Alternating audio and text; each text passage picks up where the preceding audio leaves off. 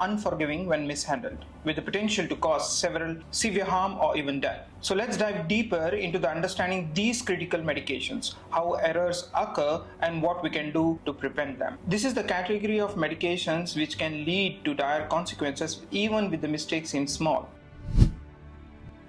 So high-alert medications are defined as those category of medications which can cause significant harm when they are not used in an intended way. WHO estimates that unsafe medication practices cost the world around $42 billion annually.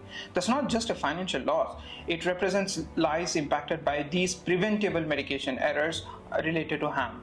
Nearly 16% of the high-alert medication errors actually cause patient harms, and in severe cases they can result in fatalities. These are not just statistics, these are real stories of real patients affected by the errors which certainly could have been avoided.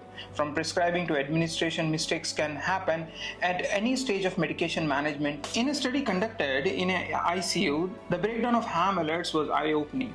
41.5% of them were prescribing errors, 38.8% was documentation error, and 21.1% were administration errors. Prescribing errors involved incorrect doses, wrong drug selections, or illegible handwriting. Very common in chemotherapy protocols where you don't have a CPO system and the physician still writes on a paper. In documentation errors, there was a mismatch records between the drug administered and as well as drug dispensed. And in administration error, incorrect infusion rates, failure to dilute medication properly, and failure to prepare a recommended concentration, or giving the drugs via wrong route. According to a US data, the top 7 drugs linked to serious patients' harm are all high-alert medications.